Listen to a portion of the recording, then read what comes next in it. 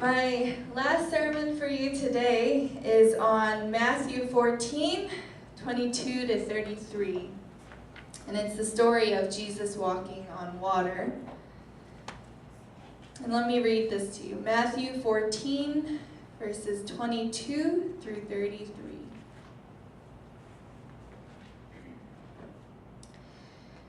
Hear the word of the Lord. Immediately Jesus made the disciples get into the boat and go on ahead of him to the other side while he dismissed the crowd. After he had dismissed them, he went up on a mountainside by himself to pray. And later that night he was there alone, and the boat was already a considerable distance from land, buffeted by the waves because the wind was against it. Shortly before dawn, Jesus went out to them, walking on the lake. And when the disciples saw him walking on the lake, they were terrified. "It's a ghost," they said, and cried out in fear. But Jesus immediately said to them, "Take courage. It is I. Don't be afraid." "Lord, if it's you," Peter replied, "tell me to come to you on the water." "Come," he said. Then Peter got down out of the boat, walked on the water, and came toward Jesus. But when he saw the wind, he was afraid, and beginning to sink, he cried out, "Lord, save me!" Immediately Jesus reached out his hand and caught him. "You of little faith, why did you doubt?" And when they climbed into the boat, the wind died down. Then those who were in the boat worshipped him, saying, "Truly, you are the Son of God."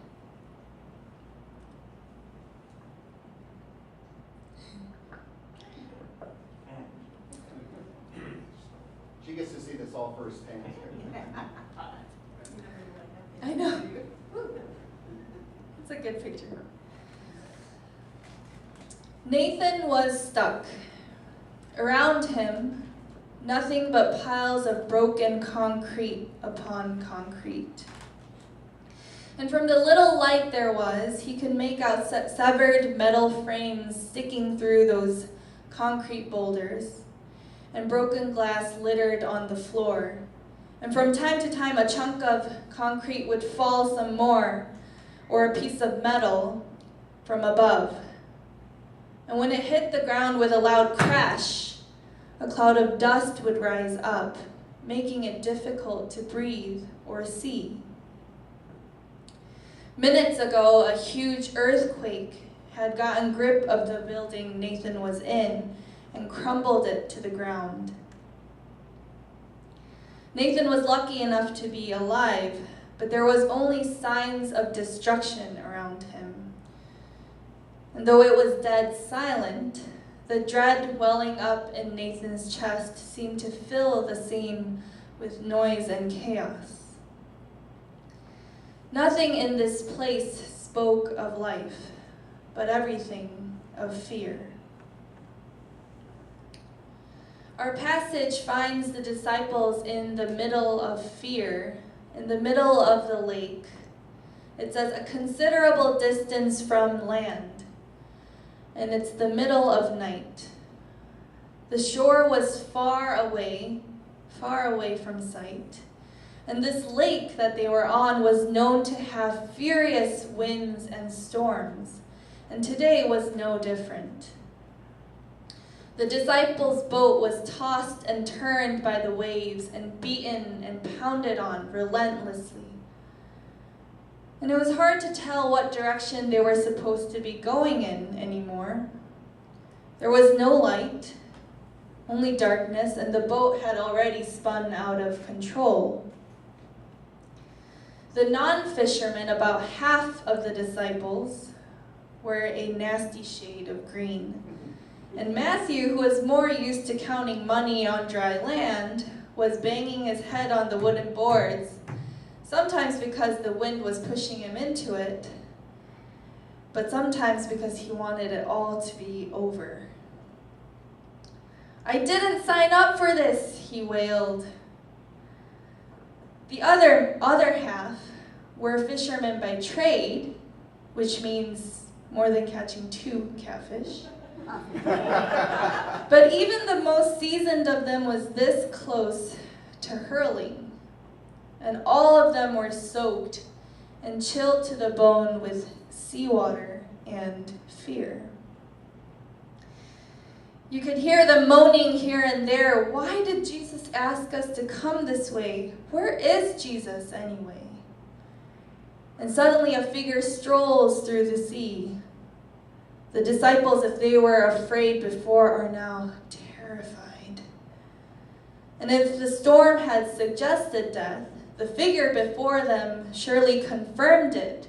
Their cries grew louder into shrieks and howls that matched the wind rushing around them. Andrew was shouting, "First a storm, now a ghost?" The disciples had known many men who had died in these waters. Perhaps one of the dead had returned to usher them to a similar fate. They were terrified. This was a scene of fear. Not many of us have found ourselves in the exact same situation as the disciples, but we are certainly acquainted with fear. Fear feels like danger. Fear comes from pain.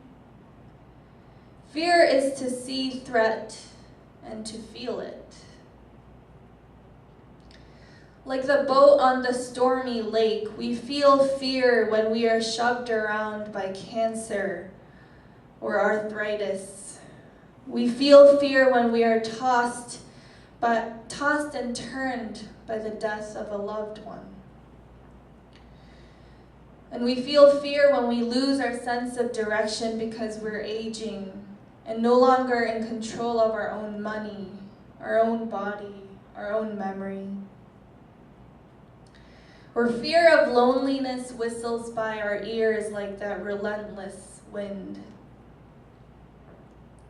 Just like the disciples in the midst of the storm, we too at times in life find that we are in a scene of fear.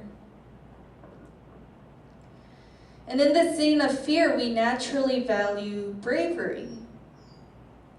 We value actions that show an upper hand to fear. And perhaps this is why Peter walking on water has received so much attention throughout the history of the church. Well, there he's sinking. But Peter apparently made a few steps in the water. And Peter seems courageous enough to get out of the boat. And I was looking through some paintings that depict this scene. And one artist wrote this as his artist statement: "I decided to show Peter walking on water to Jesus, since he's the only man in history to do so." It's true. Sure, Peter didn't make it all the way to Jesus. He started to sink. But he definitely did the impossible. Peter seems like a hero of faith. He shows us what is possible when we step out of the boat, despite our fear. We can do great things like walk on water. They say courage is not the absence of fear, but what you do in that fear. And Peter's steps on water, even if just a few, seems like a perfect example of that saying. And I think we are able to look at Peter and say, yes, there is something brave about being able to get out of the boat. And I think we should be fascinated by Peter and wonder about what that means for us today. I think we should look upon bravery and see that it is good and admirable. But the problem with making Peter our goal is that most of us are not Peters. For most of us, I suspect that when we are in the middle of the lake, in the pitch black darkness, our first instinct is not to get out of the boat and walk on water. For most of us, in a scene of fear, our instinct is to fall on the floor, hug our legs, and freeze. Not a posture of boldness, of courage, of action, but defeat and fear. Most of us are not Peters. Most of us are the remaining 11 in the boat. When we look solely to Peter as a model of faith, we start to measure ourselves. And surely when we begin to measure ourselves, measure our faith, our bravery, we will fail. Because none of us have the measure of faith that is big enough. None of us are great or perfect Christians. Not many of us have the faith that will get us walking on water. Most of us, when put on the spot, will probably shrug our shoulders and say, no, I really should have more faith. Or point to somebody else and say, me, I'm just not a very good Christian, but Sally over there, or James over there, they are such a man or a woman of faith. And we become ashamed of our lack of bravery and lack of faith. The figure that the disciples were so sure was a ghost was none other than Jesus. And Jesus walks on the surface of a stormy lake, and he says, "Take courage, it is I. Don't be afraid." If Jesus could have a code word, this is it. It is I. You see, those are the same words that God spoke when he revealed himself to Moses. It is I. The same words that God spoke through his prophet Isaiah when Israel was living in captivity to Babylon. It is I. And in those 3 words, Jesus was letting his disciples in on a secret. He's not just Jesus, the baby born in Bethlehem, raised in Nazareth. He's also God. It is I, the same one that has been with his people throughout the history of the Bible. It is this Jesus, the Son of God, who comes to his disciples, and not just to Peter on the water, but also to the 11 on the boat. He extends these words, "Take courage, it is I. Do not be afraid," to all of them, even before Peter gets out of the boat, and even before anything else happens. Take courage, it is I. Because in this scene of fear, what matters is not that Peter was brave, not that Matthew was banging his head on the wooden board, not that Andrew was frustrated by the out of the frying pan and into the fire moment, but that God is present. It wasn't about their reactions, but the presence of God that was with them. Jesus, the Son of God, God himself, was with them. It is I. I think what this passage shows us is that the disciples' reactions to the storm is mixed, and so is ours. When we find ourselves in a scene of fear, when we are caught in the storms of life, we find that we have varying amounts of faith. Some of us have personalities like Peter, who somehow in some moment stir up that incredible boldness and rashness to get out of the boat and do unprecedented things. But there are some of us, like me, who stay in the boat. But what matters is not our own courage, not our own bravery, not our own level of faith, but that Jesus, the Son of God, is strolling on that lake, coming right to us, and he's present with us. Because it's not just about Peter. It's not even about the disciples in the boat. It's about Jesus, who comes to them in the middle of the storm. It's about Jesus who can walk on water because he is God. It's about Jesus who can calm the storms because he is God. This Jesus is present with his disciples, and he is present with us. Jesus comes to all of us, whether we are in the boat or not. And faith may bring great things out of us. Jesus tells us that. It can move mountains, sure. But the thing is that God is not tied to our faith in a conditional way.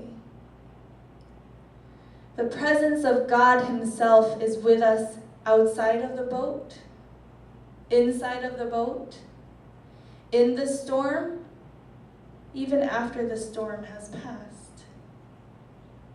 It is I.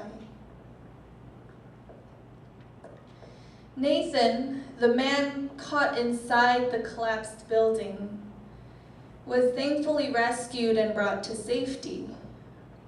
And as he remembered how he felt while he was stuck in the rubble, of course he was relieved that he was out of it, and he was living, he was breathing. He only needed some emergency treatment, and he would recover fully.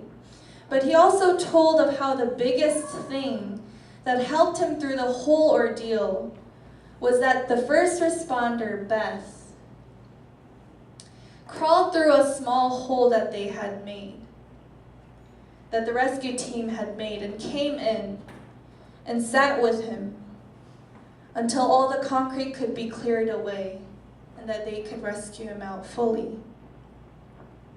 He was still stuck in darkness for an agonizing 78 minutes, but Beth's presence gave Nathan hope that this could pass and that he would live. Like Beth to Nathan, like Jesus to his disciples, Jesus is with you at times as a very real presence. You know he's right there standing next to you, and your heart is moved and convinced of this reality. But he's with you at other times too. He is with you in the presence of a visiting friend who comes and doesn't say much, but being together is enough. He's with you when you're the only one alone in the room. He is with you when you cannot feel him. He is with you in your brothers and sisters all around you who confess him as the Son of God. He is with us, who is the church. He is with you during the storm and even beyond. You of little faith, take courage. Do not be afraid, because Jesus, the Son of God, is with you in the midst of the storm. And he comes to you and says, "It is I." It's him, the Son of God. Jesus, the Son of God, is with you as your physical strength fades away and in the aches and pains of your body. Jesus is with you in the mundane every day. Jesus, the Son of God, is with you in the midst of loneliness or loss. Jesus, the Son of God, is with you in your everyday work. Jesus, the Son of God, is with you now and forevermore. It is I. I want to end this time with a blessing. Pastor Mike will give us a benediction at the end of the service. But there is a prayer that one of my favorite professors prays at the end of every service that he leads. And I wanted to pray it for all of us, to remind us that God is with us. God, go before you to lead you. God, go behind you to protect you. God, go beneath you to support you. God, go beside you to befriend you. Do not be afraid. It is I. May the blessing of God, the Father, Son, and Holy Spirit be upon you. Do not be afraid, for God is with you. Amen. Now, as we have freely received, may we freely give unto God. So let us give up our offerings as we have prepared them.